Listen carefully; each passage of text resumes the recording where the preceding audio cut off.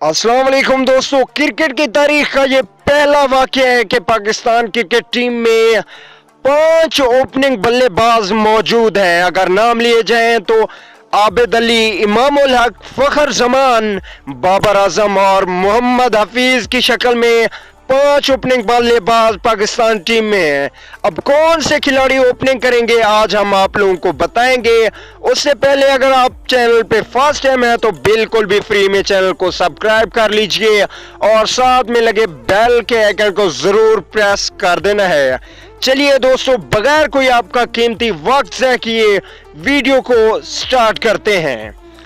तो दोस्तों, जैसा कि आप लोगों को मालूम है, सरफराज अहमद ने भी ये ऐलान किया है कि मैं ओपनली नंबर पर बैटिंग करूंगा। इसका मतलब है, उनका इशारा है कि वो ओपनिंग या वन डाउन पे बैटिंग करने आएंगे।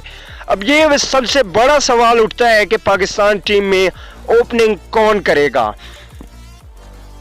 तो दोस्तों, वीडियो को लंबा ना करते हुए आप लोगों को सीधा वीडियो पे आते हैं। तो बता दें कि अगर T20 मैच की बात की जाए तो T20 मैच में फखर जमान और बाबर आजम ओपनिंग करेंगे। अगर बात की जाए वनडे मैच की तो वनडे मैच में आबिद अली और फखर जमान ओपनिंग कर सकते हैं। इसके अलावा फखर जमान और इमाम उल हक आपस में ओपनिंग कर सकते हैं।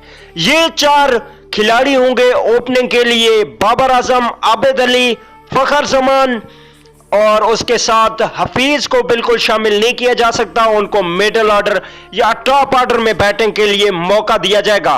कमेंट करके जरूर बताइएगा कि पाकिस्तान टीम के पास बेहतरीन ओपनिंग प्लेयर होने के बावजूद कौन से ओपनिंग खिलाड़ी खिलाए जाएं जो पाकिस्तानी टीम को बेहतरीन कामयाबी दिला सकें।